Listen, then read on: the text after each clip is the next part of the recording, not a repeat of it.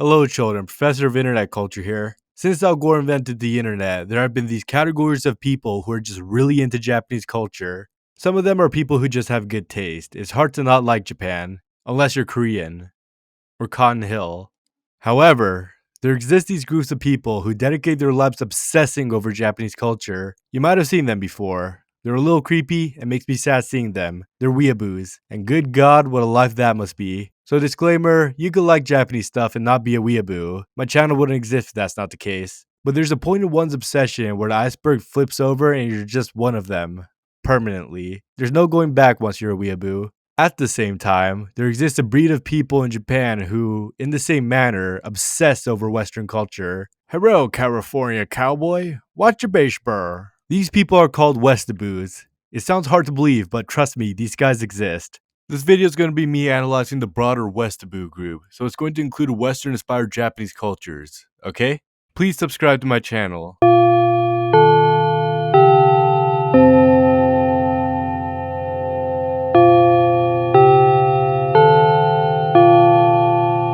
So like many things like autism and rainbows, Westaboos come in a spectrum from mildly interested in a Western topic to downright fetishizing it. We'll start at the bottom where you find people like Mr. Kobayashi.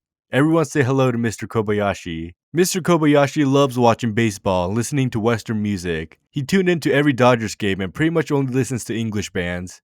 This is level 1. Level 2 are people who open restaurants after the concept of Texas. This is a Texas themed bar in Tokyo. They got Texas plates, Texas waffles, Cowboy pizza, and this is what the place looks like. On their website, really cool website by the way, they got pages that say, and I quote, "Let's be Texans, a little Texas packed with big fun." I just found this out post-production, but apparently they have a Wikipedia page. On the bottom it says in 2011, then Texas Governor Rick Perry named the founders honorary Texans, the highest honor that could be bestowed on a Westaboo.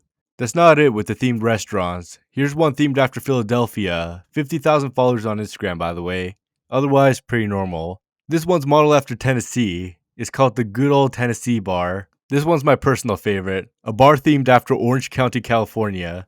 If the white man loves the samurai, these people love the cowboy. The opposite of a samurai. Personally, I don't know anyone who's seriously interested in honing their inner cowboy, but I have seen people who'd wear authentic cowboy hats out in public, and that's why I know about this subculture. I've actually been to a couple of cowboy festivals both in and out of Japan. This is my hat I got in a North Dakota gas station. I couldn't help it. Nobody can stop me from collecting cool hats. Another Westaboo culture is the Yankees, delinquents modeled after the concept of an American. So everyone say hello to Joey Tanaka. Joey Tanaka is a real American hot dog, yeehaw. His hair is styled after the slick back hairstyle inspired by American rock bands. He likes to wear foreign branded jackets and blue jeans, very American attire. Mr. Joey is currently learning American. So far he's learned fuck you, nice to meet you pretty lady, and this is a pen. He wears sports hats and jackets but doesn't know a single thing about them, fake ass fan. He thinks the Dallas Cowboys are any good. The idea of wanting to look like a Wigga can be traced back hundreds of years ago, but the closest ancestor of the Yankee can be traced back to the Meiji period with the Bankara people. The word is an antonym of haikara, as in, this punk does not look like an elegant Englishman. And as you can see, there's some close parallels with the Yankee culture, such as how they wear their clothing, their delinquent attitude, and the rebelliousness of the whole thing. They were using Americanness as a visual language of rebellion, very Westaboo coded of them. Post-World War II, American culture exploded in Japan, and in the 60s, Yankee culture grew exponentially with young people coming to show off how America-coded they are. That's kind of an exaggeration. What I mean by that is that Yankee culture had taken shape in the form of a youth movement that mixed Japanese rebellion with American-inspired style. The white man equivalent would be if an American was introduced to something like karate and make his personality all about Bushido. This is Hideki Kamiya, the creator of Devil May Cry, Bayonetta, and the director of Resident Evil 2, among other stuff. This is what he looked like 30 years ago. Leather jacket, western pants, probably also leather, and gloves with the British flag on them. If that's not Westaboo Yankee as fuck, I don't know what is. Weeaboos are most known for their enthusiasm in anime. And hey, I get that. Shit's cool, I guess. So what would the vice versa be for Westaboos then? The answer is actually quite simple. Family Guy, Phineas and Ferb. I'm personally really into Bob's Burgers, big fan of that show. And it probably won't surprise you much, but the only exposure to the US comes primarily from TV. And I know a few people like my uncle who travel to the US not just for business and baseball, but also to really have that authentic Family Guy America experience. I'm dead serious right now. The only reason why I'm making this segment is that there once was a time a friend was visiting Canada for a week, and he's the type of guy to watch Western cartoons. SpongeBob, Invincible, you name it. We were on the road when a yellow bus appeared and he was like, "Whoa, yellow bus, like the ones I see in Spider-Man or King of the Hill." Except the bus he saw was one of the shorter ones, so he was like, "I thought they were bigger. The ones in the movies are like 3 cars long and can fit like 80 people. What's with this one?" I then had to explain to him what a bus was. There was this internet meme from years ago where Japanese King of the Hill fans were arguing on a forum whether to watch the show subbed or dubbed for a true experience.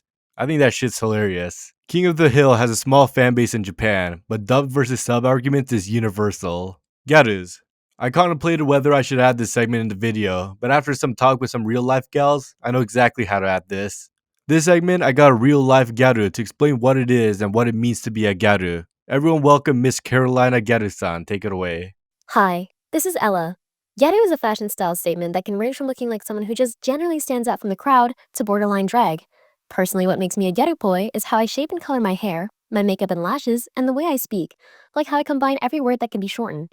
The word gyaru comes from the word gal in English, as in, this woman looks like an American Barbie doll and nothing like a traditional Japanese person. There are many subsets of gyaru, the most Westaboo, or kaigai kabure, being amekaji gyaru, women who look like they could skateboard, but probably can't.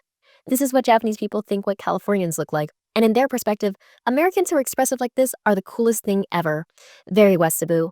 Thank you, person I beg to do this. Advanced Westoos genuinely creep me out. So basically, there are Japanese people dead set on marrying a white woman. I knew like 3 people in university who would prefer white women as if they had a fucking choice, cause I don't know, apple pie, breast size, Mormonism. Genuinely no clue. But one of the guys I knew seriously wanted a Canadian citizenship and spend the rest of his life in Banff with a blondie. I think that goes beyond being a Westaboo. You're basically denouncing your heritage for an Uncle Ruckus fantasy. He changed his mind after I explained to him that Banff hasn't discovered internet yet. The Western equivalent would be a white man marrying a Japanese woman to spend the rest of his life in like Nagano or something. In my head, they both sound awful, but for some reason, one sounds better than the other. Japanese people who are into American school culture. They learn what American school culture is like through fucking iCarly and then proceeds to ask me, "Hey Maruhi, do Western high schools really have sexy cheerleaders?"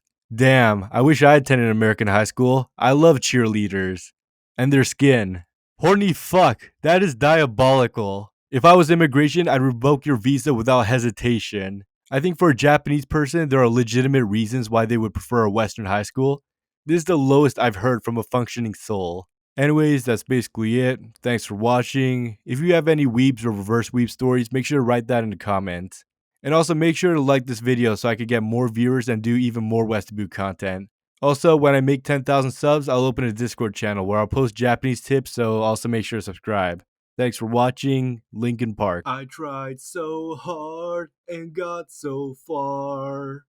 But in the end, it doesn't even matter. I had to fall to lose it all. But in the end, it doesn't even matter. One thing, I don't know why. It doesn't even matter how hard you try. Keep that in mind as the signs just rhyme to explain in due time. All I know, time is a valuable thing. Watch it fly by as the pendulum swings. Watch it count down to the end of the day. The clock ticks last away.